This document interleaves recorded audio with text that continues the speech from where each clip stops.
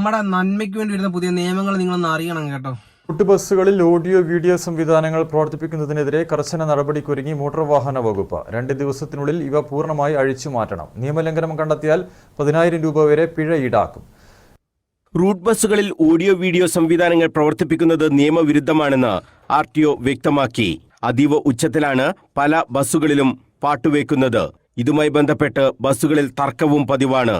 ഒരു യാത്രക്കാരൻ വീട്ടിലെ ഏറ്റവും അടുത്ത ആളുടെ മരണമറിഞ്ഞ് പോകുന്ന സമയം ബസ്സിൽ വച്ച് തട്ടുപൊളിപ്പൻ പാട്ടിന്റെ വോള്യം കുറക്കാൻ പറഞ്ഞതിന് വഴക്കായതും പാതി വഴിയിൽ ഇറങ്ങിക്കോ എന്ന് പറഞ്ഞതും പരാതിയുടെ കൂട്ടത്തിലുണ്ടെന്നും എൻഫോഴ്സ്മെന്റ് RTO വ്യക്തമാക്കി.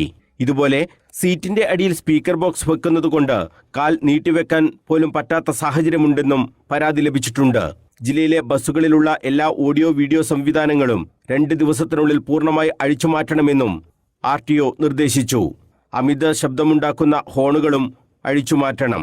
സമയപരിധി കഴിഞ്ഞാലുള്ള പരിശോധനയിൽ നിയമലംഘനം കണ്ടെത്തിയാൽ 10,000 രൂപ വരെ പിഴ ഈടാക്കുമെന്നും RTO വ്യക്തമാക്കി. വാഹനത്തിന്റെ പെർമിറ്റ്, ഫിറ്റ്നസ് എന്നിവ റദ്ദാക്കുന്നതുൾപ്പെടെയുള്ള കർശന നടപടികളും ഉണ്ടാകും. അപ്പം ഗൈസ്, നിങ്ങളെല്ലാവരും കണ്ടതുപോലെ ഇനി പ്രൈവറ്റ് ബസ്സുകളിൽ ആൾക്കാർക്ക് എൻജോയ് ചെയ്തല്ലെന്നുണ്ടെങ്കിൽ കുറച്ച് ആൾക്കാർക്കെങ്കിലും മനസമാധാനോടെ വീട്ടിലോട്ട് ഇപ്പം ജോലി കഴിഞ്ഞിട്ട് പോകുമ്പോൾ സ്ട്രെസ്സൊക്കെ ഇങ്ങനെ മൂത്ത് നിൽക്കുന്ന ആൾക്കാർക്കൊക്കെ കുറച്ച് ആശ്വാസമായിരുന്നു ഇത്. അതെന്നുണ്ടെങ്കിൽ വലിയ ബോറടിയൊന്നും ഇല്ലാതെ പോകാമായിരുന്നു. അതിനെന്തായാലും നല്ലൊരു തീരുമാനമായിട്ടുണ്ട്. സത്യം പറയുകയാണെന്നുണ്ടെങ്കിൽ ഇപ്പം ഈ ചെയ്ത നിയമത്തിലോട് എനിക്ക് വ്യക്തിയോട് ഭയങ്കര എതിർപ്പാണ്. ഭയങ്കര എന്താ പറയുക, ഒരിക്കലും യോജിക്കാൻ പറ്റാത്തൊരു കാര്യമാണ് എനിക്ക് തോന്നുന്നത്. കാരണം ഒരാളുടെ വീട്ടിൽ എല്ലാ ദിവസവും ഓരോരുത്തരുടെ വീട്ടിൽ ആൾക്കാർ മരിച്ചുകൊണ്ടിരിക്കുകയാണോ?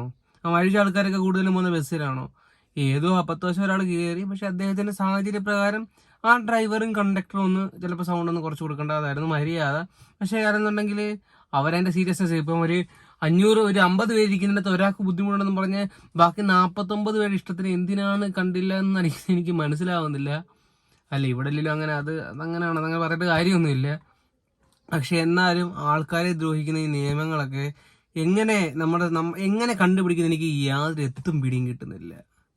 നിങ്ങൾക്ക് എങ്ങനെ ഇത് സാധിക്കുന്നു? എനിക്ക് അപാര കഴിവാണ്. ഒരാളെ ദ്രോഹിക്കുക, അതിനുള്ള നിയമങ്ങൾ കണ്ടുപിടിക്കുക.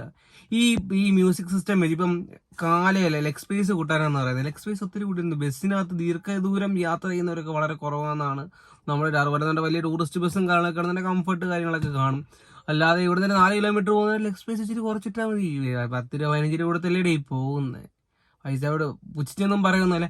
അത് ഇഷ്ടപ്പെടുന്ന ഒരുപാട് ആൾക്കാരുണ്ട്. അപ്പം അവരുടെ ഇപ്പം എന്താ പറയുന്നത്, 100 പേർക്ക് ഇഷ്ടമാണ്, ഒരാൾക്ക് ഇഷ്ടമല്ലെന്ന് പറഞ്ഞ് ആ ഒരാൾക്ക് ഇഷ്ടമല്ലാത്ത രീതി ചെയ്യണമെന്ന് പറയണമെന്നുണ്ടെങ്കിൽ ഭയങ്കര നാറി ഇടപാടായിട്ടാണ് എനിക്ക് വ്യക്തിയായിട്ട് തോന്നുന്നത്. നിങ്ങളുടെ അഭിപ്രായങ്ങൾ നിങ്ങൾ കമൻറ്റ് ചെയ്യുക. പാട്ട് നിങ്ങൾ ബസ്സിൽ ഇരുന്ന് കേൾക്കാറുണ്ടോ? എന്തോ പറയാനെന്ന് പറയാം, ഒരാൾ പറഞ്ഞെന്നും പറഞ്ഞ് ആ നിയമമേ അങ്ങ് മാറ്റി. നല്ലതാണ് സർക്കാർ, നല്ലതാണ്, നിങ്ങൾ നീണാൽ വാഴട്ടെ.